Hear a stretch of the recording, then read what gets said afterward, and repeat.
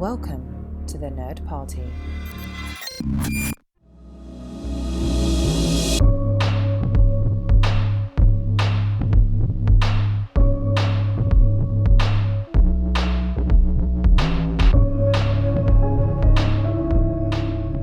Hello and welcome back to Houselights, the podcast on the Nerd Party Network that looks at the work of directors through different various combinations of their careers, their franchises, and all of those sorts of things. You are joining us here in the House of Cuarón, where we are looking at the works of Alfonso Cuarón. And this brings us to a very special film in his filmography, arguably his big crossover success, Harry Potter and the Prisoner of Azkaban. So hold on to your Patronus and join us on this magical journey through the wizarding world as we look at his contribution to this film phenomenon. I'm Headmaster John Mills, and I'm joined by Defense Against the Dark Arts teacher Tristan Riddell and Divination teacher Darren Moser for this journey through Hogwarts, Hogsmeade, and everywhere in between. Of the dark arts. You took it from me. Not this year, Darren. Not this year. It. Maybe you can apply next year when I'm gone. Of all the crap subjects. Gosh. That's okay. Tristan's boggart takes the form of me with a microphone.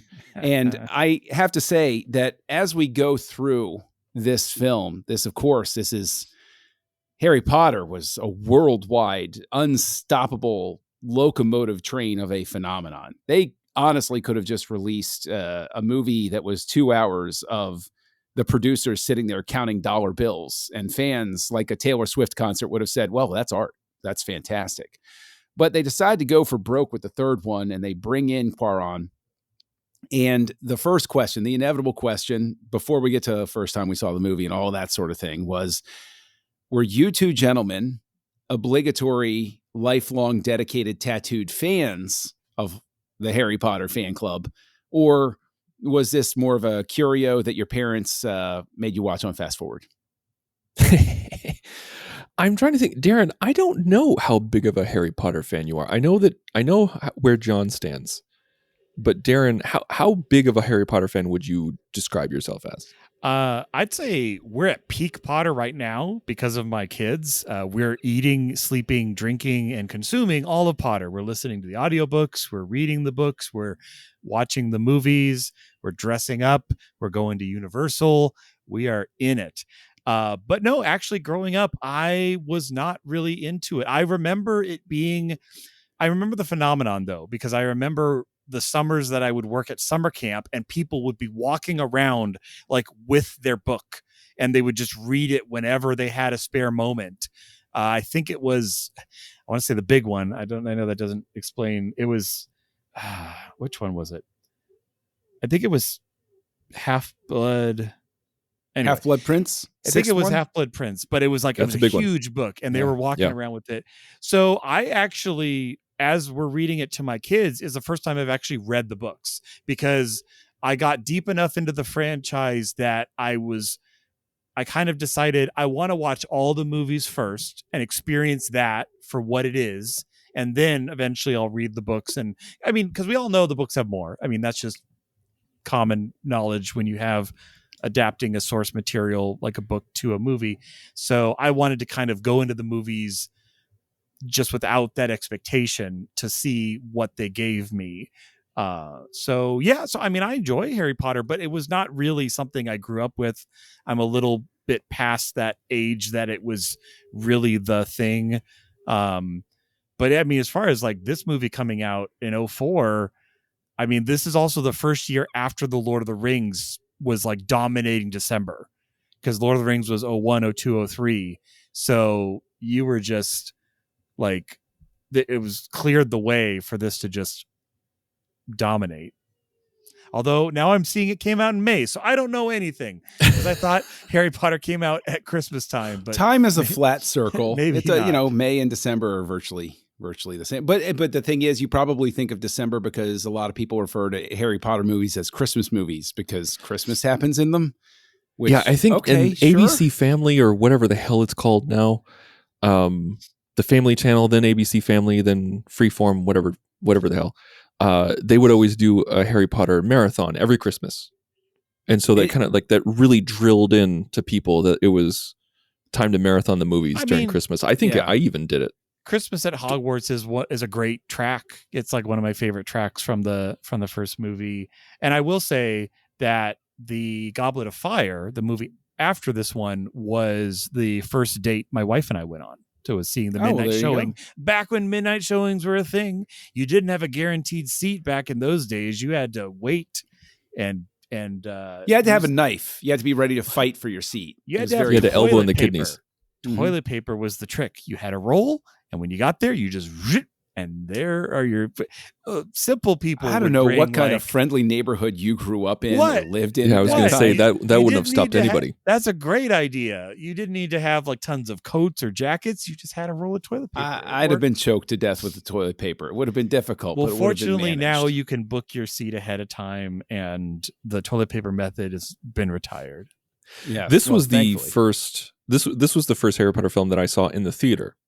I didn't see Sorcerer's Stone or the Chamber of Secrets in the theater. I wasn't really my mother was the one who was the Harry Potter fan in the family. Like, she read the books and loved them. She absolutely loved the books, and she was day one purchase for every single book. And so she was the one who went to the theater with my dad and got them on DVD, and we even had like that Seen It. We had that DVD game called Seen It. We had the Harry Potter version, and but it wasn't until this one, because the first ones I thought were like, hey, they're fun, but it felt kind of like kiddie movies to me, I was just kind of like, I wasn't really part of the phenomenon.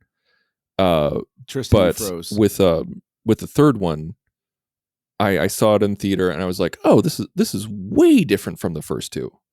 And that's when I looked up the director and I looked at his previous works and I was like, oh, okay, that's why.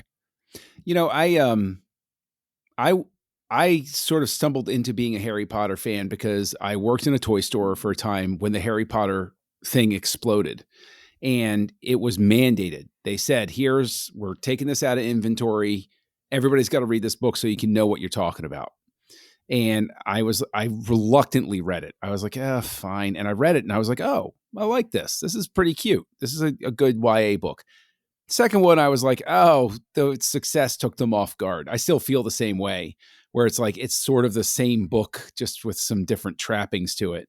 And it was the third book where my reaction was, oh, this is interesting now. Like, I actually got interested in the third book. I was like, this is starting, like, you can tell that's really where sort of the gears click and there's a larger picture.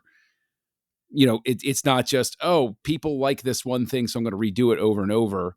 I consider Prisoner of Azkaban the first real sequel to the first book.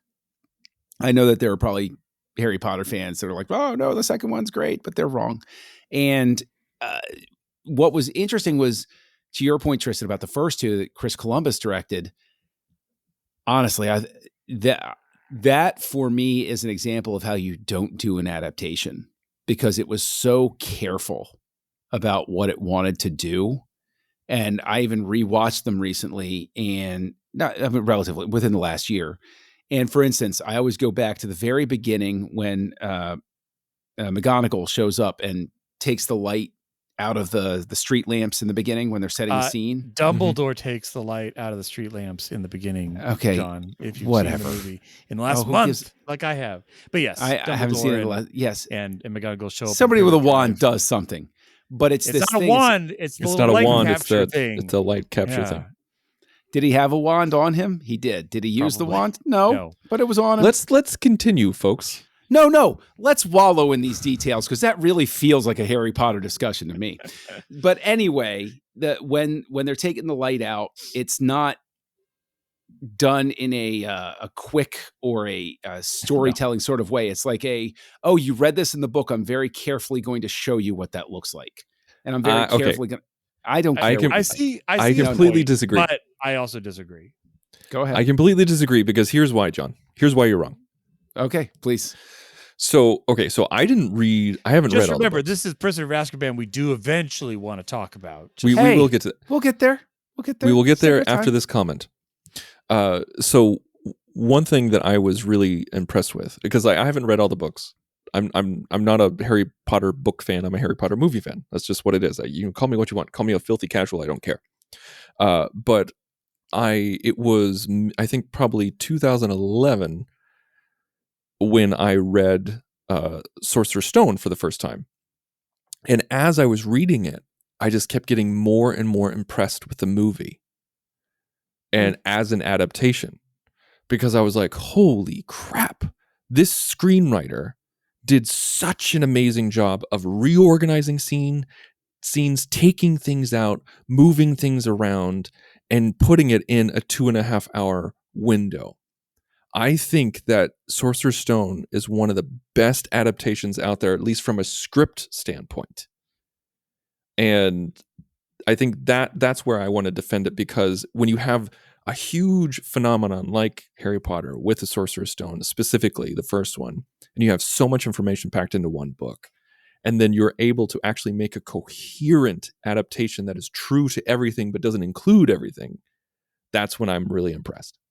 See, the thing is, I think the way I see it, and feel free to dismiss it, I'd see it as two sides of the same coin sort of thing. The script is one thing, but it's just, I don't think that Columbus was really infusing a lot of panache in it. It was just putting it together sort of thing. So sort of flip sides of the same coin. But of course, Cuarón comes on, and he's one of a long list of names to replace Columbus. Columbus steps down for no other reason except he wants to spend time with his family. He felt that he was originally going to do all of them. Yep. He was supposed to do all of them. Crazy to me. Yeah. But he stepped back and I have to respect this. He was like, you know what? My kids are only going to be kids for but so long. I'll remain as a producer, and that way I can go home at night. And I can respect that very much. We'll let the actors let their entire lives be consumed by this franchise for the next decade. Yes. Let the ones we are paying to play the actors, let them do their thing. One reason why I was really excited about this podcast, specifically this episode, is because so many other times when we talk about a movie, we'll talk about the movie at length, the movie itself, the story, the plot, scenes, the writing, everything like that, music and everything like that. And then we try to talk about, the director's influence on what we're seeing. Some directors are easier than others, like, what we've talked about, like with Fincher and Wes Anderson and people like that. It's very obvious what their influence is.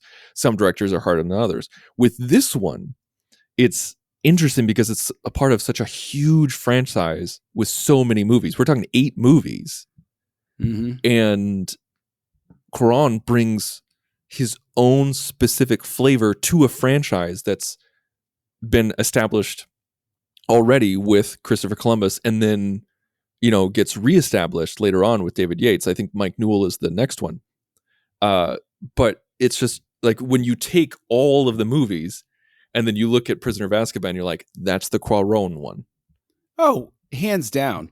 That absolutely true. I think that this stands out, and I think it's really, and some of the critical responses speak to this, it's really noticeable that this is something where there is real style put into it. And maybe that gets back to what I was talking about with Columbus. Columbus is obviously a very accomplished, very good director, very successful director. I take nothing away from him, but he has a very straightforward style. Whereas we come back to Hogwarts, and this is where I give a lot of credit, in all honesty, to Rowling and the other producers, is they allow Cuarón to redesign some things. And a lot of things. Put things on hillsides, reconfigure Hogwarts, redesign certain buildings, certain rooms, certain things, and not costumes, and not be married to the idea that no, this is the way it was. Like, you take a franchise nowadays like Marvel, here's your template. That's what you're going to do. And that is that's what you're going to follow, and you're going to color in the lines, and you're going to connect the dots, and that's what you do. They could have very easily done that with this series, and instead they see the opportunity to bring in Cuarón and let him be him. And he directs a Harry Potter movie, but it's an Alfonso Cuarón movie. And so that's a really hard, that's a hard line, man. I'm glad that you bring that up, because it's still a Harry Potter movie. It's very much a Harry Potter movie and a part of the series and a part of the franchise, but it is still at the same time very much a Cuarón film. Yeah. He owns this, everything about it. But what's interesting, and Darren, I want to ask you this. One of the directors originally considered for this was Guillermo del Toro, but he apparently was going to go a little too dark with it. Shocker. And I want to ask you, with Cuarón's direction, do you feel in any way that this is just a more family-friendly sense of the macabre? Like, do you think that Cuarón successfully makes it more accessible? Or do you think it's just the material he's working with by its very nature limits how far he can go with it? Ooh, that's just, I'll take easy questions for 500, Alex. There you go. No, yeah, I think it's a bit of both. Yeah, I mean, having read the book recently, yeah, I mean, you're starting to get like the glow is kind of starting to fade for Harry. It's like he's not, it's kind of like he's getting still a lot of attention, but he kind of doesn't want the attention anymore. Like he wants to just be a kid and is still having, no fun at home. And you're starting to deal more with like the extended family and the past, like the main themes of the Harry Potter books that come out are really starting to shine in this story. Not even to mention the time travel. We'll get to the time travel, which is one of the most amazing portrayals of time travel in a movie or book, using the closed loop method. But yeah, but then as far as like a tone, because I mean the Dementors are like scary as all get out. Like they are, I wouldn't go so far as to say like 80s nightmare fuel, but like they're definitely intense. And every time he sees one, like he's afraid of like dying or he's hearing his mother's scream. So I would guess I would answer it more in the fact that I could not picture Cuarón doing like the first one. Like I as much as, you were saying it didn't quite do it for you, John. I feel like we all know it. We look at the first one and it's a golden glow. If I had to describe that movie in one sentence, like that is that movie. It's copper and brass and Christmas and warmth. That is not this movie. This movie is silver and gray and black and drab. It's a complete change. It's Harry growing up more. It's, they're saving the school, but they're doing more. They're saving a lot. Yeah. I think that's the beauty of the franchise, is that it ages with the audience, which is very cool when you see that happen. Well, I definitely think that there's an aspect, and Tristan, I'll throw this to you, where there's a real opportunity as well for the visual effects to become more interesting. And so what I want to ask you, though, is not even comparing it to the previous films. Coming to this film cold, right? This is the first time I've watched it in a while. Do you feel that the effects are successful? Like do they, a lot of times with franchises, they forget their limits and they get greedy for the shots. Do you think that Cuarón remembers does he manage restraint with the effects, or does he go too far? Is he pushed too far with the CG, with all of the different sort of things? Do you think this is a successful visual effects film? I think it's successful mainly because we have a director who doesn't want to go full CGI. He behind the scenes, he's trying to find ways to do things as practical as possible, and even shooting on location as much as possible. I mean, compared to the first two, which were extremely green screen heavy, he actually would build partial sets and do certain shots on location in Scotland or in London, and then shoot the rest that he absolutely had to in front of a green screen. And like for the Dementors, for example, he didn't want to make the Dementors CGI. He wanted to make them, with puppets. And then they started doing some tests, and they're like, okay, it's not really working. We can't get the mobility with them.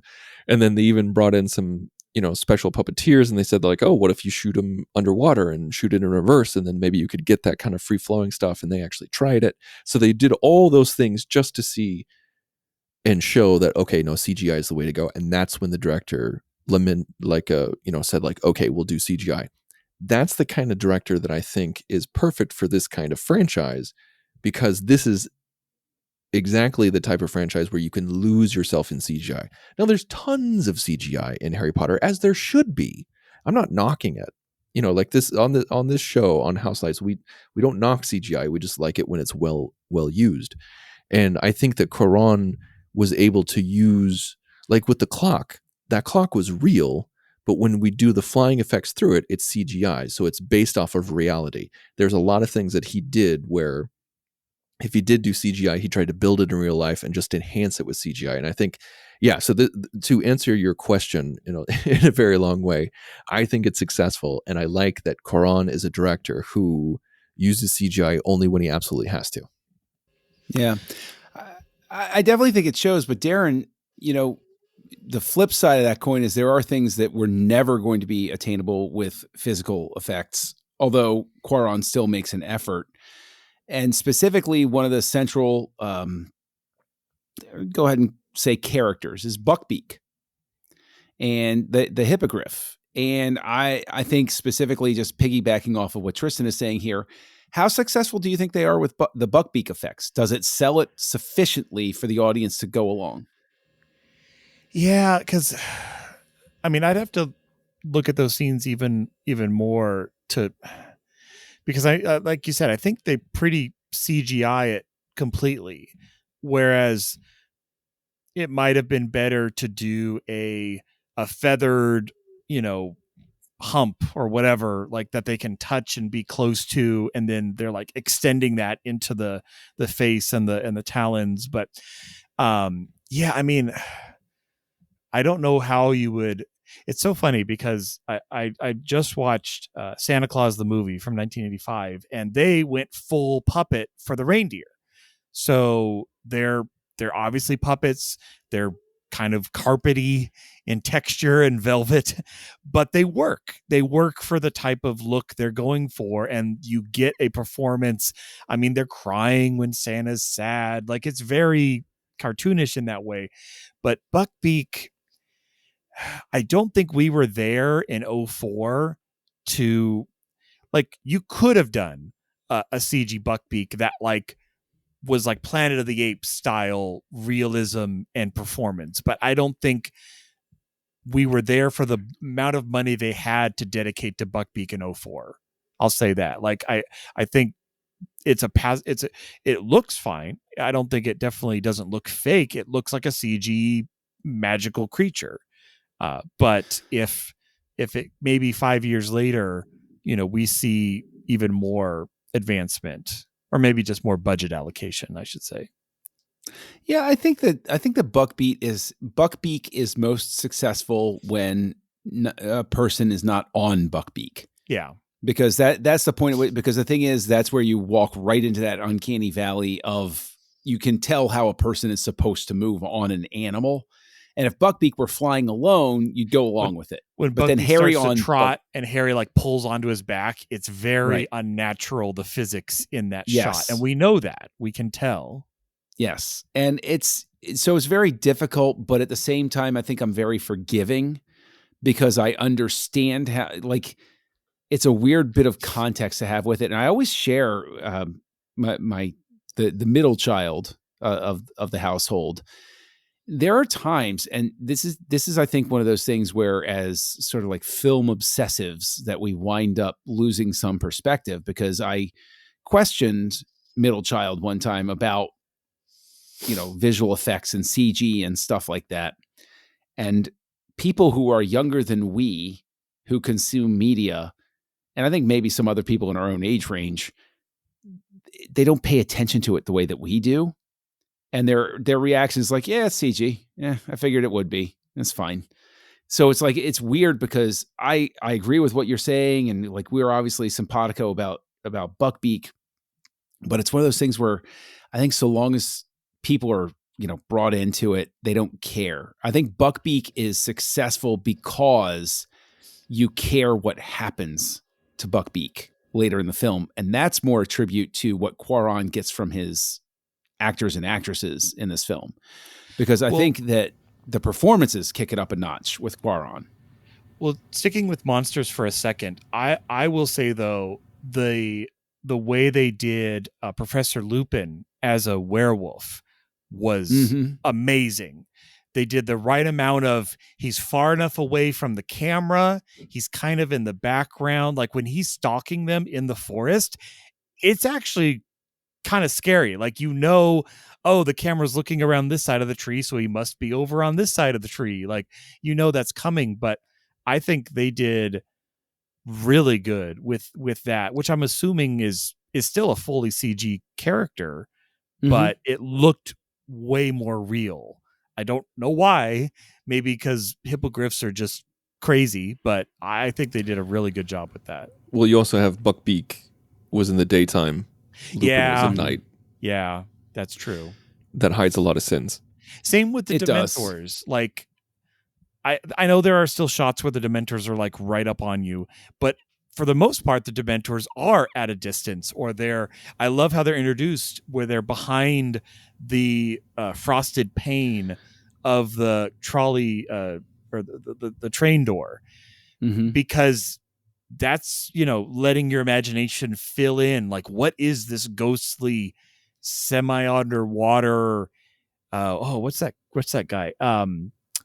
In the Pirates of the Caribbean movies, the later one, they had the one that he always had that underwater look as if he was drippy. It had that same kind of effect. I think it was better done in Pirates, but that same effect on the Dementors. With the ice thing, one little tidbit of behind the scenes that I always thought was really funny is that Cuarón has a thick Mexican accent, and when he was telling the VFX guys, like, okay, like when the Dementors come to the train, I want ice to be falling from the skies. And they're like, okay, man, if this is what you want, this is what we're going to do.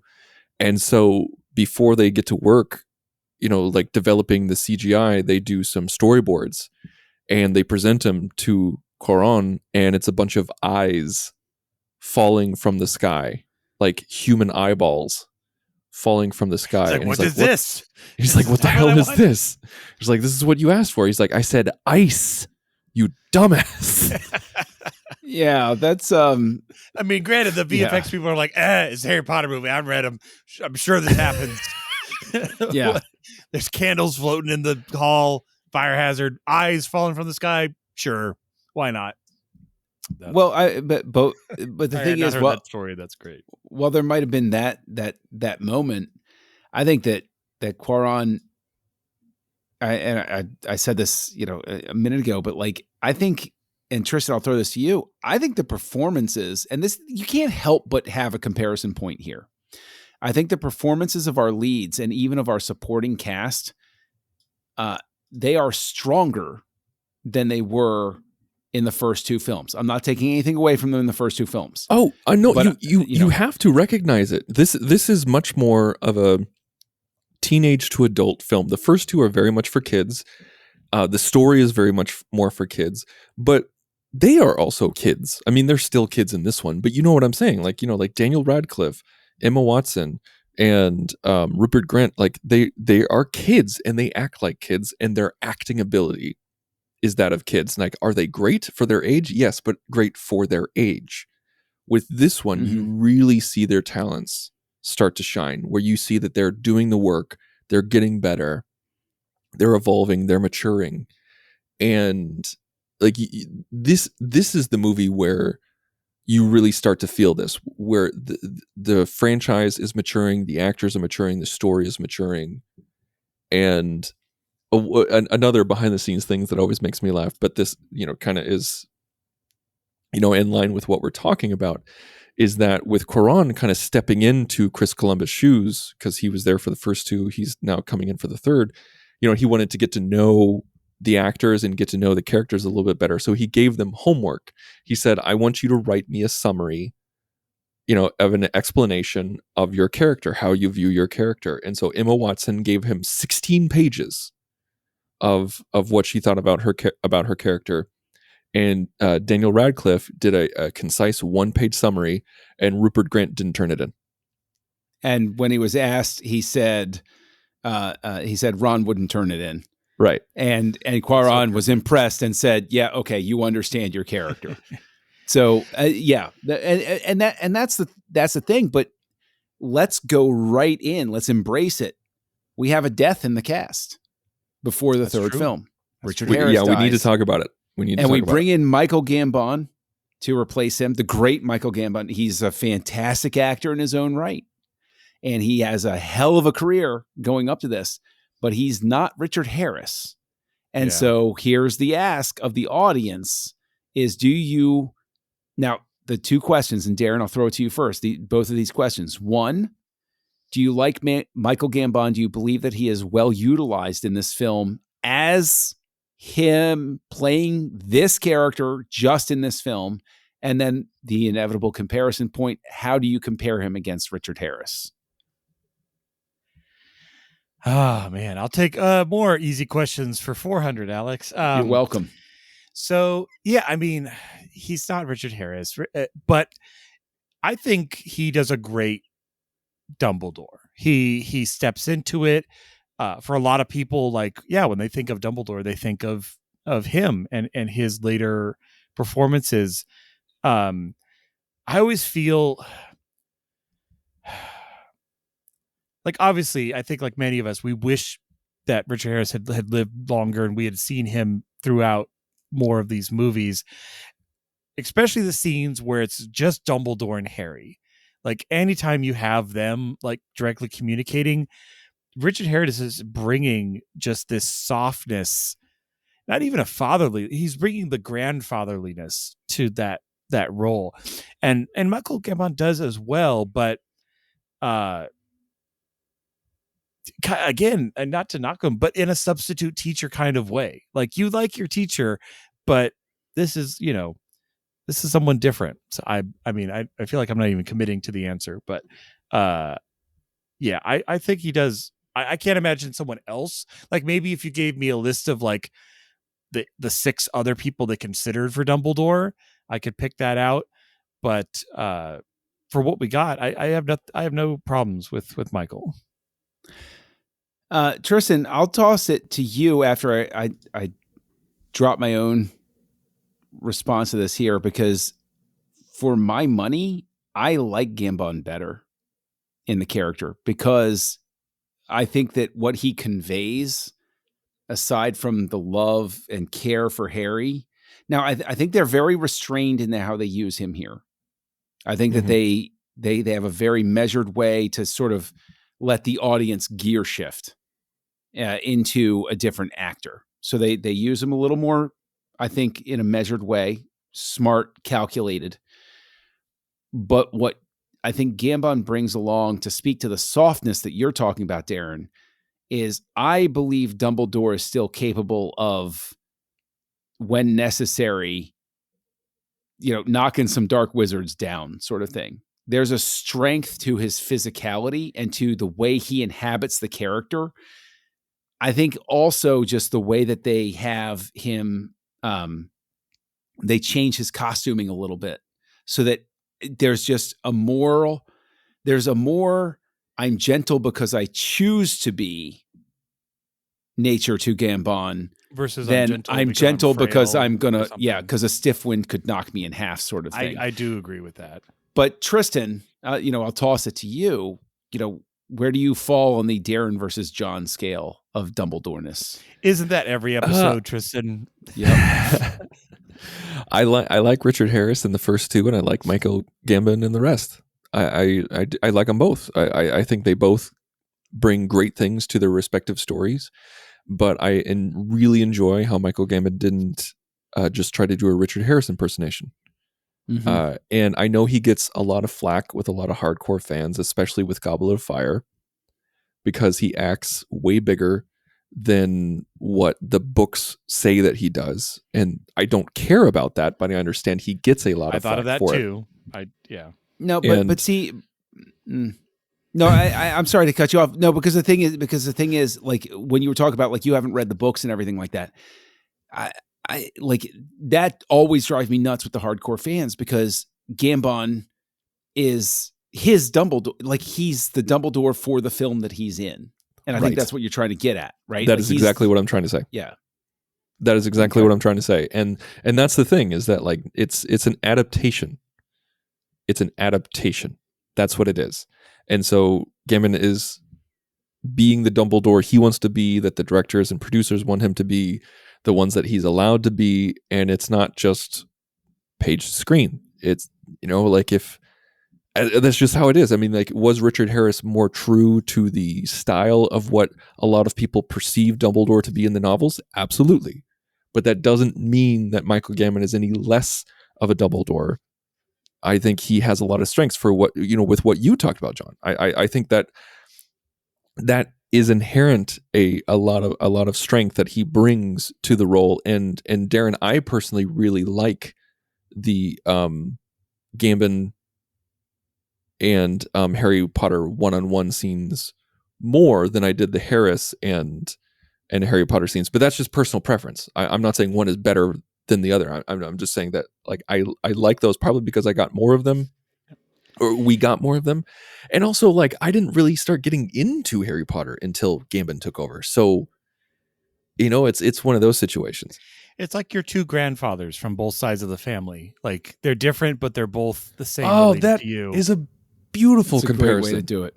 Yep. That is a great way to do it. Absolutely.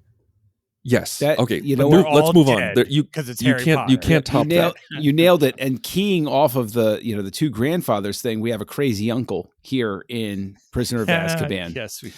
And we get the great Gary Oldman coming in as the Harry Potter series gains momentum. We start drawing in more and more actors, especially British actors, where it's like, oh, okay, yeah. It's mandatory that I appear in this series. Either Lord of the Rings or Harry Potter. You got to be in one of them. Pull off both if you can, right? It's a shame that Kenneth Branagh never directed one of these films, because that would have been like real hat trick territory. But with, with Gary Oldman coming into this, I think that there is an expectation with Oldman, especially at this point in his career, that he's gonna bring something, if you'll pardon me using the word, magical to the performance. And I want to ask you, when you finally get to the point where Sirius Black is there in person, does Oldman sell it for you, Darren? Do you believe in his character that this is a guy that's been locked in prison for a crime he didn't commit for 12 years? Yes. Yeah. No. Goldman brings it. I can't picture who else could do this role. He does such an amazing job, and even more so now, having read the books and the audiobooks, where, yeah, I mean, Sirius is a tortured creature. Like, he's had it rough. And I speaking in the broader aspect of the Oldman, or not the Oldman character, but in Sirius Black, I like what this story does with expanding, because we're expanding into the past. We're learning about the Marauders. We're learning about James and Lily and their friends, and this kind of previous generation, and that we didn't really know of at all in the previous books. And so Sirius is our link to that. Lupin to a degree, but really Sirius is, opening Harry's eyes to that previous generation. And I love it's so, they nail the scene in the Shrieking Shack where they're revealing Peter Pettigrew, because so easily that could be one of those scenes where you're like, just tell him, like, why the subterfuge?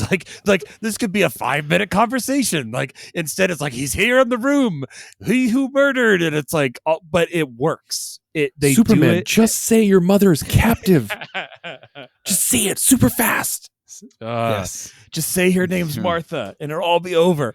But no, I think they do it, and it works. And that's hard to do, not even just in a book, but in a movie. The reveal, the way that scene reveals the information to you, to the characters, because the children, the trio don't know. Like, they're thinking he is the one who killed Harry's parents up until the last moment. They think their teacher that they kind of like has gone off the deep end, and then it all falls into place beautifully. And they're like, oh my gosh, like this, like honestly, it's probably the biggest truth bomb on Harry in the franchise is that scene. Well, and keying off of that scene, I want to ask you, Tristan, if you agree with me that the two most thankless roles and unrecognized performances in the entire franchise are Timothy Spall as Peter Pettigrew and David Thewlis as Remus Lupin in this. They are overshadowed by so much other stuff going on around them that nobody talks about them really when they talk. They talk about Oldman. They talk about Gambon taking on the role of Dumbledore and everything.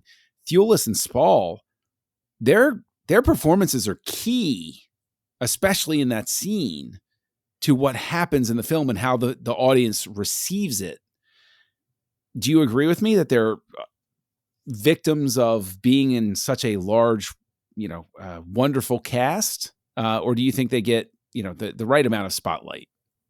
Spall, yes. Thewlis, no. I think Thewlis gets recognized because I really do. I think Lupin is a beloved character, and it was a very coveted role.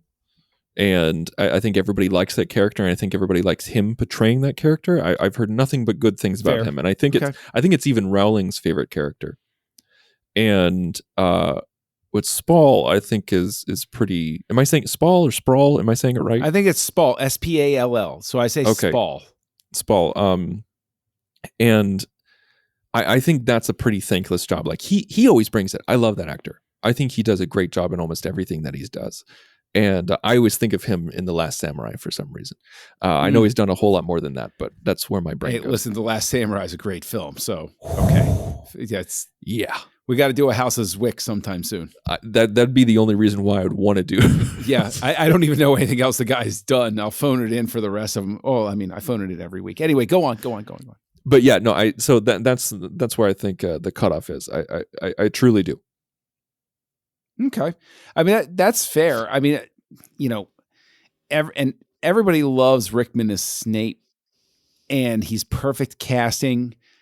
What I think becomes frustrating for me, and I think as Prisoner of Azkaban is the first time where it really sort of like gets at me, is I don't think I want Snape to have more to do in the films. I'm divorcing it completely from the books.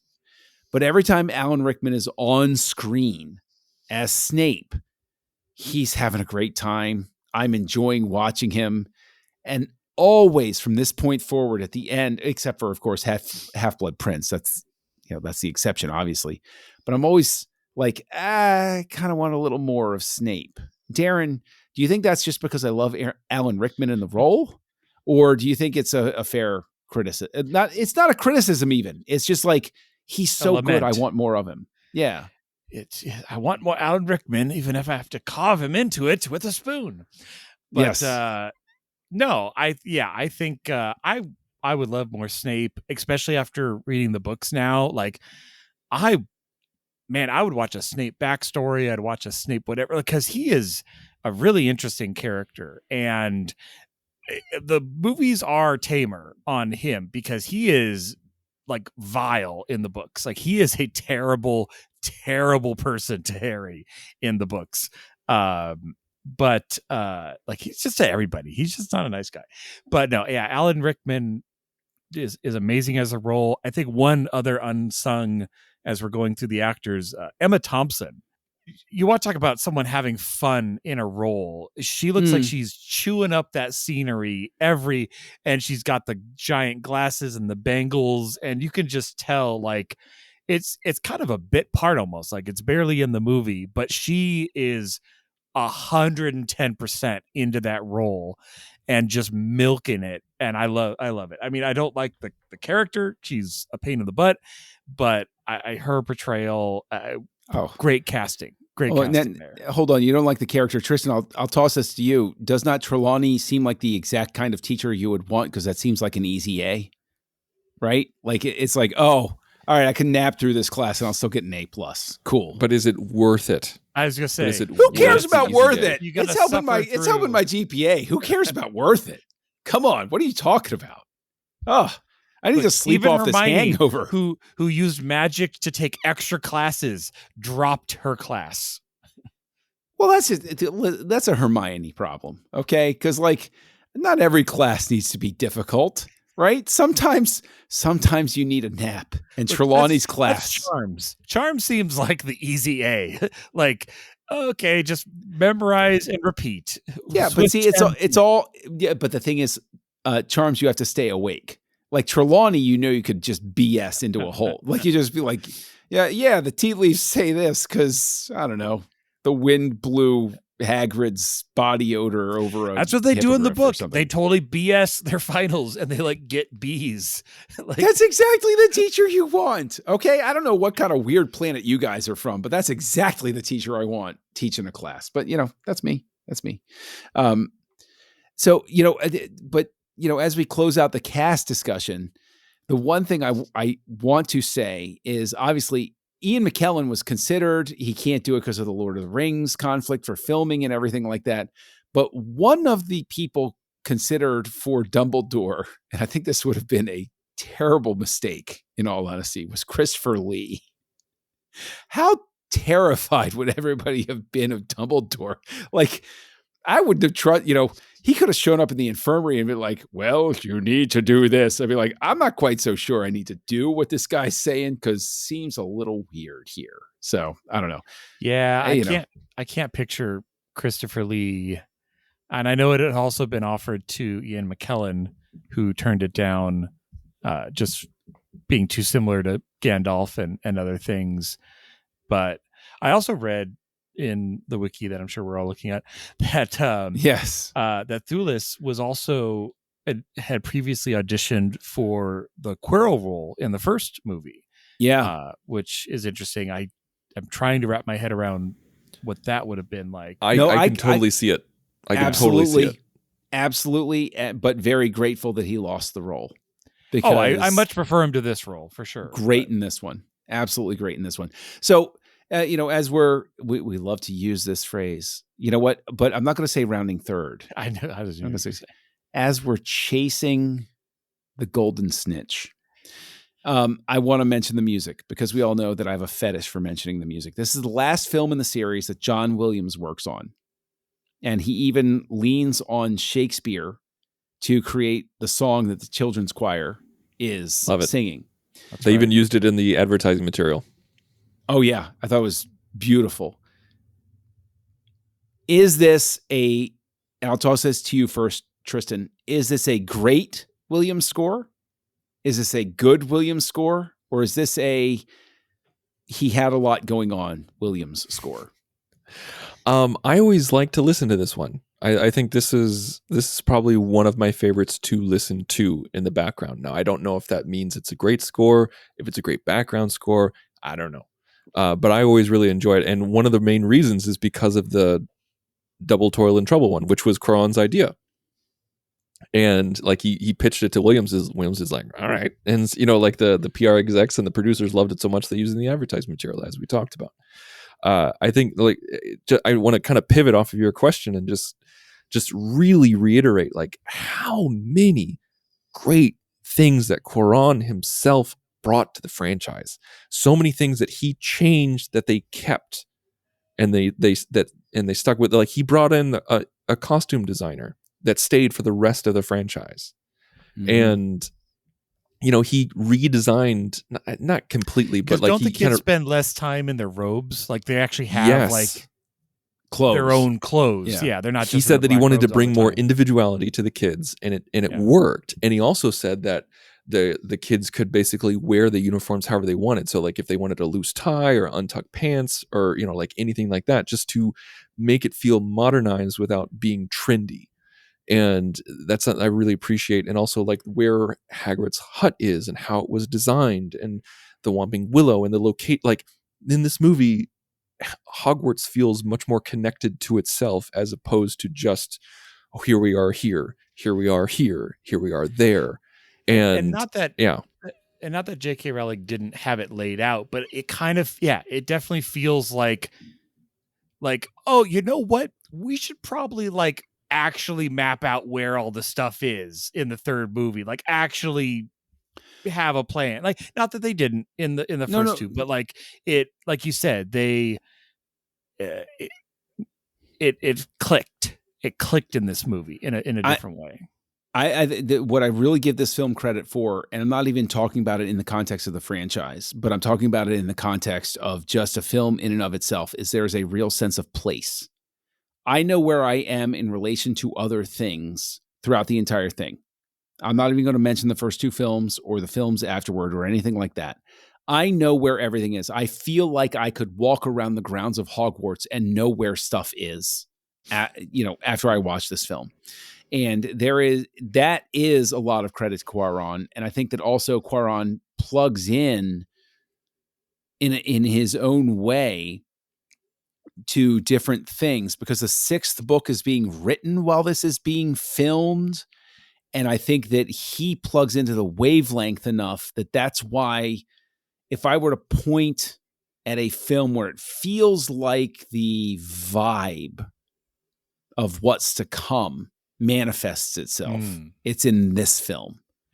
And I think it winds up being just absolute lightning in a bottle that Cuarón, even though he did not originally want to direct the film, winds up being the perfect director to come in and just grab hold of it and turn it in the direction it needs to go.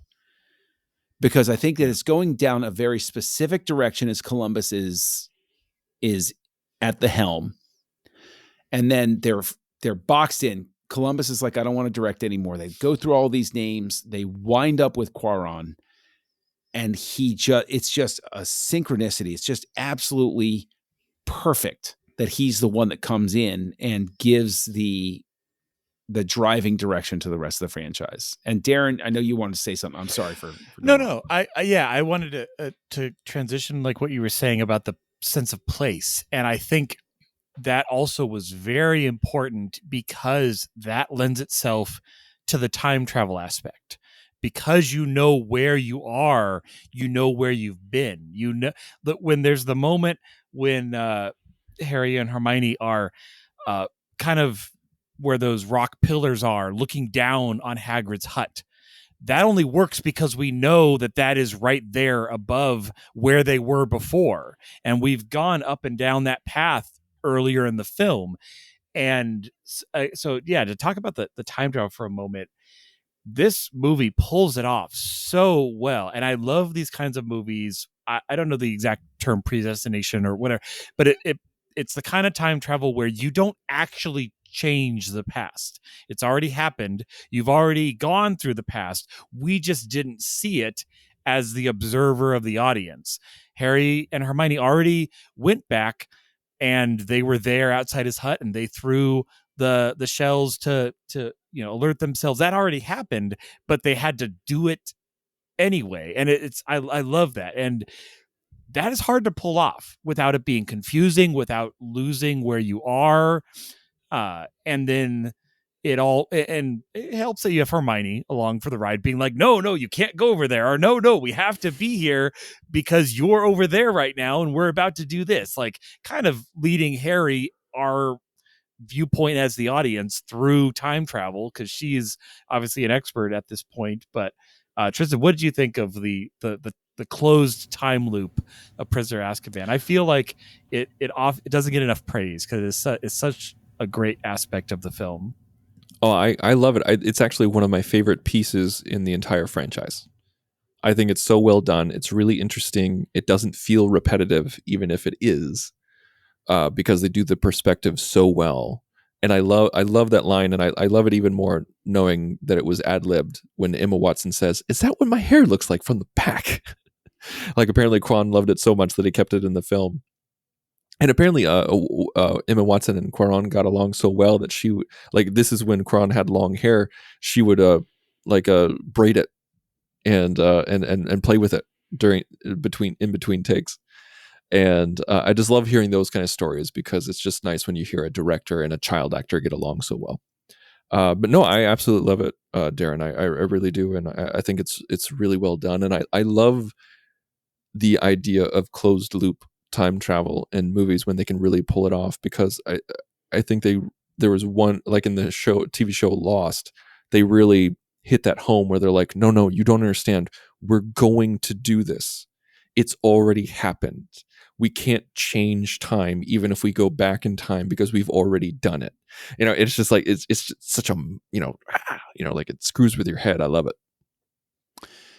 So we've spent a lot of time talking about what we love about the film, and I get a sense of positivity having to do with our reaction to it. So I'm not going to belabor it with an extra question, but instead, Darren, you're going to be the first person that I level my wand at and say, expecto reviewum.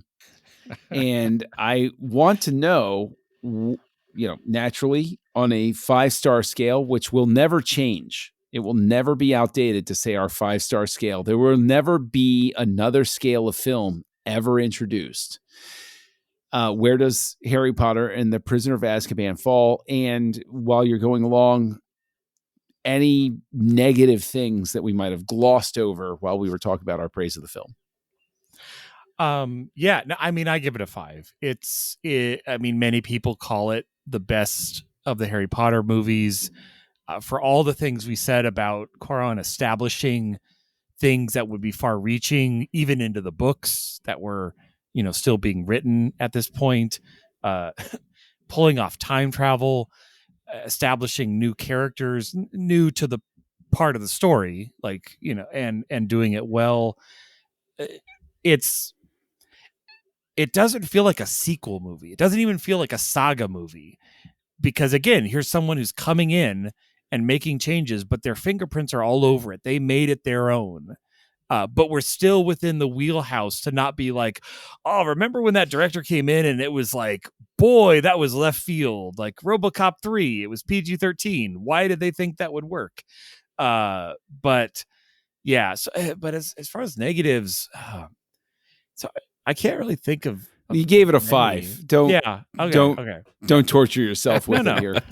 It's great. It's a great movie. Okay. Don't twist yourself off nuts here. It's fun to watch again. I didn't watch the credits. Was this the one? This is the Marauders map one, right? Yes. Okay. So, gosh, just the Marauders map, like the visual effects of that are gorgeous. And the credits are probably the best in the franchise. I love the Marauder map credits. They're so fun. I think we need all credits should be Marauder map credits. So that's a 5 from Darren. Tristan, why are you going to immediately spoil the chance of another 5? Well, where do you land with Harry Potter and the Prisoner of Azkaban? I give this a very, very solid and respectable 4 stars. I think this is a great film. This is my second favorite Harry Potter film, and I think it's extremely well done for all the reasons that we stated. I can't give it 5 stars because even though I praise the style, in your heart, even though I praise the style and I praise Cuarón's direction, there are times when I think he takes it too far. I think he takes his style too far. It's funny because Guillermo del Toro is the one who convinced him to do it. When del Toro decided to do Hellboy instead, and they're friends, and he's like, go read the books, go watch the other movies, just do it right now. And then when Cuarón accepted it, he's like, okay, cool. Now do what you do, but tone it down. And I agree that this is toned down, but not really. And so there's certain times when when I was watching in the theater, I was just like, really? We're going to move the camera right now? We're going to move the camera right now. Okay, we're still moving it. We're still moving it. Oh, you're going to do an iris out. Okay, all right. We're doing an iris out again. Okay, all right, that's weird. Oh, we're going to do a freeze frame for the last one, like an 80s hero shot. Okay. Only negative part is the freeze frame at the end. It is atrocious, but yes. Okay, I will give you that. And so I think that's the thing. And that's where I was kind of like, okay, no, this is a great film. I love this movie, but it's not 5 stars. Actually, none of the Harry Potter films are 5 stars for me personally. Like I have 4 films that are 4 stars, and the only one that's 4.5 is my favorite film, which is the last one, Deathly Hallows Part 2. So that leaves me, and as much as it pains me, I'm going to have to agree with Tristan that this is a 4. But my perspective on why it's a 4 is because I think that Cuarón is shackled, for lack of a better word, from all of the setup he has to do in the beginning. I think that once everything gets going, Cuarón, he owns it. And this is his film. So like if this was his 3rd movie, if he'd done the first 2, he'd be like off the charts. I agree. Yes. Well, I think with all the movies, I'm kind of like, let's just get to Hogwarts. Just get to Hogwarts. That's all we want to do. Just get to Hogwarts. Yeah. I will give him credit that of the 3 up to this point, the time at the Dursleys works in the books, and it's always difficult for me in the films. And I'm not doing that to be like, oh, well, the books are better sort of thing. It's just there are times where I come back and I revisit these and I see Harry at the Dursleys, and the Dursleys are detritus. They're terrible people. I dislike them so much. Well, that's why I thought it was so refreshing with Goblet of Fire when we didn't get them at the beginning. Yes. We got a completely different kind of opening. I was like, oh, cool. All right, nice. Yeah. Film just works different than books. And I think that this is the best one of the first 3 openings where it's like spending time with the Dursleys, because it does it in a fast enough manner, but still conveys what a-holes they are. And Harry has a sense of power about himself in it. I really hate the way the second film opens. This one, I really like the whole idea that Harry is practicing magical. And like, there's very much a Cuarón-ish wink at the camera about what's going on in that bedroom in the beginning, with Harry being an adolescent and stuff like that, with his, like he's looking at a dirty magazine. Like there's a very looking at a dirty magazine sort of thing. I think you're bringing your own perspective to that moment. I didn't get that vibe. Because didn't get it in the least. The whole thing. I got like flashlight with a comic book thing. That's what I got. With a comic book. Okay. Anyway, doing something you're not supposed to do after curfew. I'm saved. I'm a Christian, so I don't know about you, but yes, all of your personal decisions mean nothing. But anyway, I give this a 4, and I go there and I give this a 4. It's a very enjoyable 4. It's a very good 4. But it really does. This is the part of being part of a franchise where it doesn't serve Cuarón, is that he has to go through all of the setup in the beginning. I think that is I want to watch the first him. 3 all by Cuarón. Oh my gosh, that would be amazing. I would watch that. I think you said it earlier that the Cuarón, he's not made for the first one. I don't know, but I said he intended to make the 4th one though, which I think is really interesting. Yeah. Oh yeah, that's true. He intended to make the 4th one but he wanted, apparently like if you want to direct the next one, you can't focus on post-production. And he's like, I can't not focus on post-production. He's like, he had to see his film all the way to the end, which of course, but with Chris Columbus, when he did the first one to the second one, he was prepping the second one. He couldn't focus on post-production. The producers and the editor did it. Yeah. Well, either way, we have a 4, a 4, and a 5. But Darren, because Tristan absolutely loves the way that you lay out spells, what is it that we're going to view next week here in the House of Cuarón? Well, next week we'll be going to 2006 with a little indie film. You may have heard of it, called Children of Men, here on Houselights. Join the revolution. Join the Nerd Party.